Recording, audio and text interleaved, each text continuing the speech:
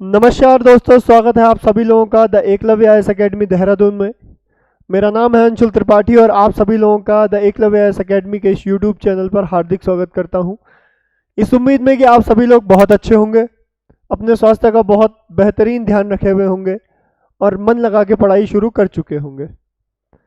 आप सभी लोग जानते हैं कि हम इन वीडियोज़ के माध्यम से अलग अलग अवसरों पर मिलते हैं, आप लोगों के कुछ टॉपिक्स लेकर, आप लोगों की प्रिपरेशन में कुछ इम्पॉर्टेंट पार्ट है उसको लेकर, या फिर आप लोगों के जो राज्य है वहाँ पर कोई अगर नई पोस्ट वैकेंसी आई है उन चीज़ों को लेकर। आपने हालांकि देखा होगा कि कल एलटी का रिजल्ट डिक्लेयर हुआ है। आप लोगों में से जिन भी बच्चों का एलटी में सिलेक्शन हुआ है अलग अलग सब्जेक्ट्स में, किसी भी सब्जेक्ट में, आप सभी लोगों को बहुत बहुत शुभकामनाएं। और उन लोगों के लिए स्पेशल जिन लोगों का सिलेक्शन नहीं हो पाया है, तो आप लोगों को मन छोटा करने की कोई आवश्यकता है नहीं। क्यों? क्योंकि मन छोटा तब किया जाता है जब आपका या तो लेवल ना आया हो, या तो आपके एग्ज़ाम्स आपको ना दिख रहे हो, सामने आने वाले एग्ज़ाम्स कौन कौन से हैं। तो दोनों ही सिचुएशन यहाँ पर नहीं होगी संभवतः, क्योंकि आप लोगों के पास नेक्स्ट लेक्चरर का एग्ज़ाम है, लोअर बीसीएस का एग्ज़ाम है, बहुत सारे पॉलिटेक्निक लेक्चरर का एग्ज़ाम है।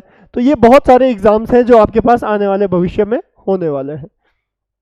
तो आज की इस वीडियो में हम इन्हीं कुछ एग्जाम्स के रिगार्डिंग एक टॉपिक को लेकर डिस्कस करेंगे। हालांकि हम बहुत सुनते हैं उस टॉपिक के बारे में, मॉडर्न हिस्ट्री का टॉपिक है, लेकिन अगर आप सभी लोग अपनी तैयारी को अच्छे से करना चाहते हैं, एक हाईली क्वालिफाइड फैकल्टी के अंडर करना चाहते हैं जिन्होंने अपना समय लगाया है इस सिलेबस के एनालिसिस में, तो आप लोग द एकलव्य आईएएस एकेडमी को ज्वाइन कर सकते हैं। आप में से कुछ लोग जो देहरादून में हैं वो लोग तो नीचे जो नंबर स्क्रॉल हो रहे हैं वहाँ पर कांटेक्ट कर सकते हैं। अगर नहीं कर सकते हैं तो आप सीधा इंस्टीट्यूट आ सकते हैं, सारी डिटेल्स आपको यहाँ पर पता चल जाएंगी। और स्पेशली जो लोग देहरादून में नहीं हैं फिर भी अपनी तैयारी को अच्छे से करना चाहते हैं, तो नंबर्स हैं उन पर आप कॉन्टेक्ट कर सकते हैं, पता कर सकते हैं डिटेल्स के बारे में। ठीक है, क्योंकि हम जानते हैं कि कुछ एग्ज़ाम्स का पैटर्न कॉन्सेप्चुअल होता है। हालांकि हम देख रहे हैं कि अब आयोग ग्रुप सी के एग्जाम्स में भी कॉन्सेप्ट को डालना शुरू कर रहा है, जिसके कारण जो पेपर है वो क्या हो रहा है, कंपैरेटिवली टफ बन रहा है, मुश्किल बन रहा है।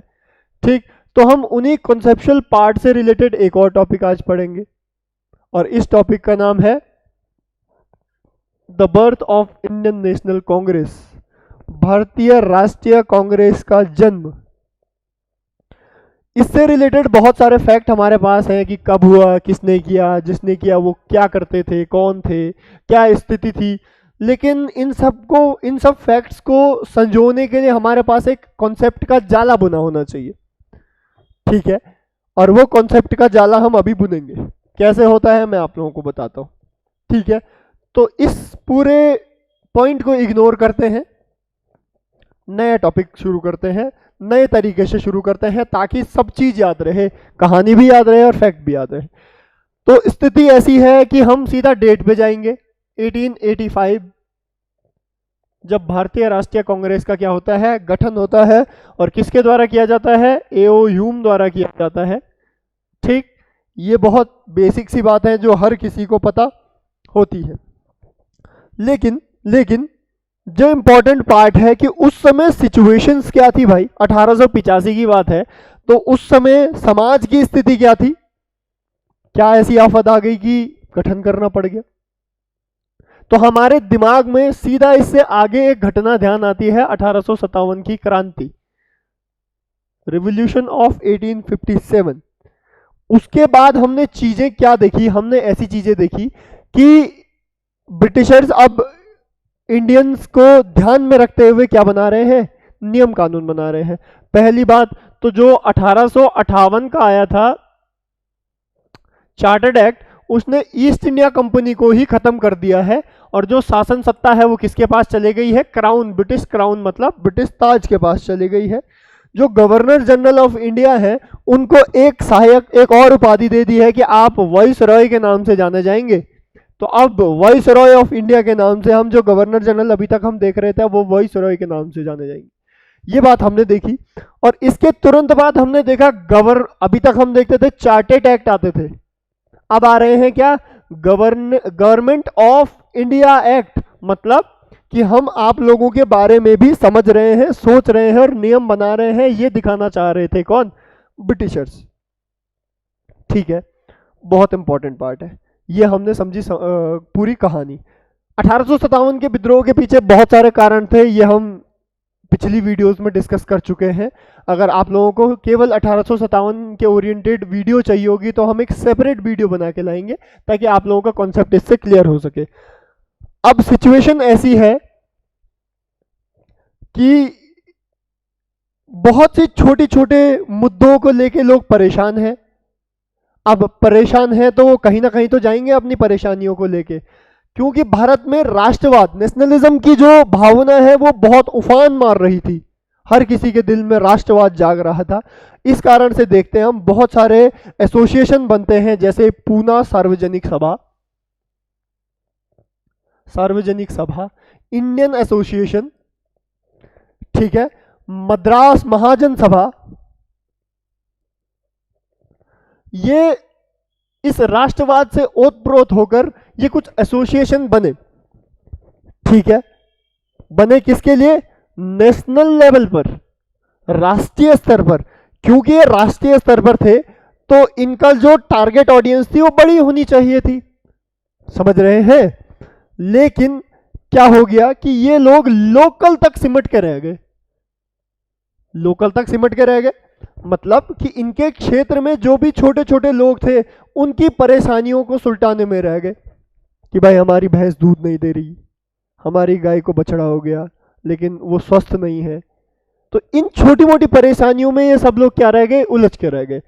अब एक बड़े लेवल पर लीड करने के लिए एक एसोसिएशन की जरूरत पड़ गई जो पूरे समाज को राष्ट्रीय स्तर पर क्या कर सके? बांध सके और लीड कर सके। तो इन परिस्थितियों में शुरुआत होती है भारतीय राष्ट्रीय कांग्रेस की,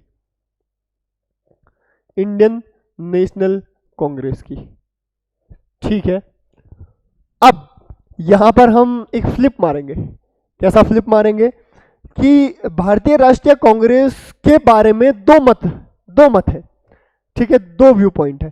पहला है कि राष्ट्रवादी, nationalist view point, nationalist theory भी कहते हैं इसको हम, और दूसरी है क्या?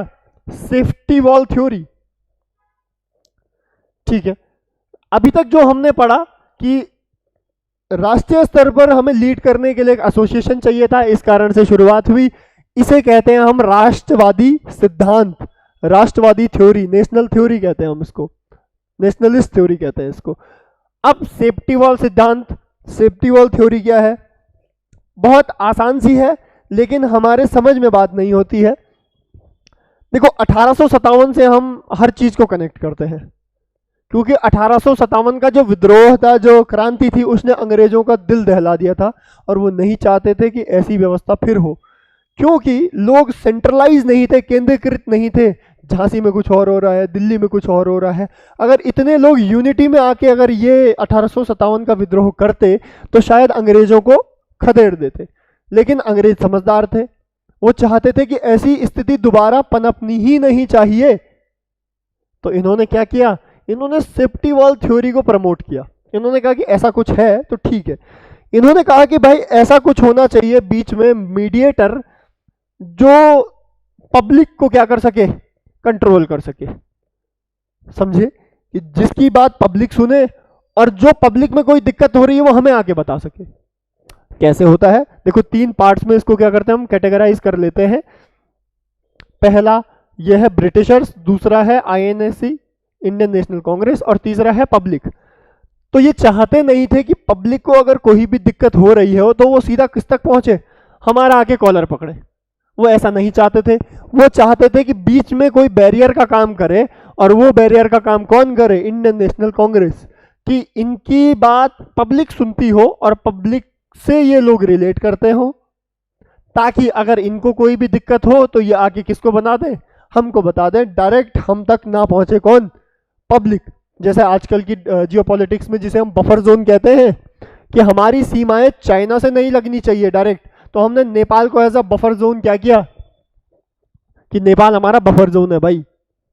ठीक है, न चाइना का वहां पर इन्फ्लुएंस, मतलब बॉर्डर्स वहां पर नहीं होंगे, ना हमारे बॉर्डर्स होंगे। तो बीच में एक एरिया जहां पर ना हमारी बॉर्डर्स उनसे लगे ना उनके बॉर्डर्स हमसे लगे। तो ऐसा ही कुछ करने की कोशिश की। इसे कहा जाता है सेफ्टी वॉल थ्योरी, जिसमें कांग्रेस ने क्या किया, एज अ सेफ्टी वॉल बचाने का काम किया। किसको किसको ब्रिटिशर्स को।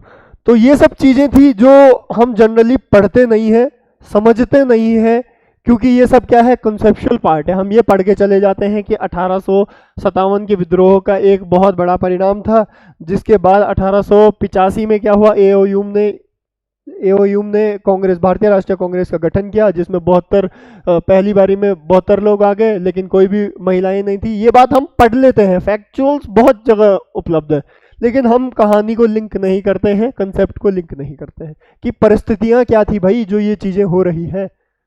ठीक है, इसी से रिलेटेड एक और हमारे पास टॉपिक है, the economic drain, the theory of economic drain. बहुत इंपॉर्टेंट थ्योरी है the theory of economic drain. Important कैसे है कि भारत से जो धन गया उसके पीछे इस इकोनॉमिक ड्रेन का बहुत इंपॉर्टेंट रोल था। अब ये इकोनॉमिक ड्रेन थ्योरी है क्या, ठीक, फिर बॉक्सेस से समझते हैं हम। यहां से ब्रिटिश ईस्ट इंडिया कंपनी ले जाती थी क्या, रॉ मटेरियल, ठीक है, रॉ मटेरियल। उसके बाद जो फाइनल गुड आता था वो प्रोसेस करके लाते थे फाइनल गुड। यहां से कपास ले गए, वहां से कपड़े बना के ले आए, ठीक है। तो वो फाइनल गुड यहां पर ही क्या करते थे, महंगे दामों में बेचते थे, ठीक है। यहां से तो आप कम दाम में ले गए क्या, रॉ मटेरियल। उसके बाद आपने फाइनल गुड बेचा महंगे दाम में यहीं के ट्रेडर्स को, ठीक। और ऊपर से यहां से जो ट्रेडर्स बेच रहे हैं उन पर टैक्स भी लगाया, और टैक्स जा रहा है कहां, फिर वापस ब्रिटिश ईस्ट इंडिया कंपनी को। एक ये बात। लेकिन यहां पर सबसे एक इंपॉर्टेंट कॉन्सेप्ट है कि अगर गवर्नमेंट हम पे टैक्स लगाती है तो उसको क्या करती है, हमारी ही भलाई में खर्च करती है, रोड बनाने में, ये बनाने में। लेकिन यहां पर क्या हो रहा था, टैक्स कलेक्ट कर रही थी ब्रिटिश ईस्ट इंडिया कंपनी, लेकिन इसको किसके फायदे के लिए यूज नहीं किया जा रहा था, यहां लोकल्स के।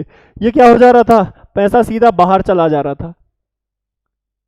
तो जो वहां पर विशेषज्ञ लोग थे उन्होंने देखा कि यार भारत तो दिन प्रतिदिन गरीब होता जा रहा है, उसके पीछे रिस्पॉन्सिबल ठहराया किसको, ड्रेन थ्योरी को। तो ये बहुत इंपॉर्टेंट पार्ट है हमारे मॉडर्न हिस्ट्री के, जो हमारे पेपर में पूछे जाते हैं, न केवल प्रीलिम्स में, आप लोगों को मेंस लिखने में भी ये बहुत ज़्यादा हेल्पफुल होते हैं। तो उम्मीद करता हूँ आप लोगों को ये दो टॉपिक बहुत अच्छे से समझ में आए होंगे। ऐसे ही किसी अगले टॉपिक में आप लोगों से मिलते हैं, अगली किसी वीडियो में आप लोगों के साथ मुलाकात होगी।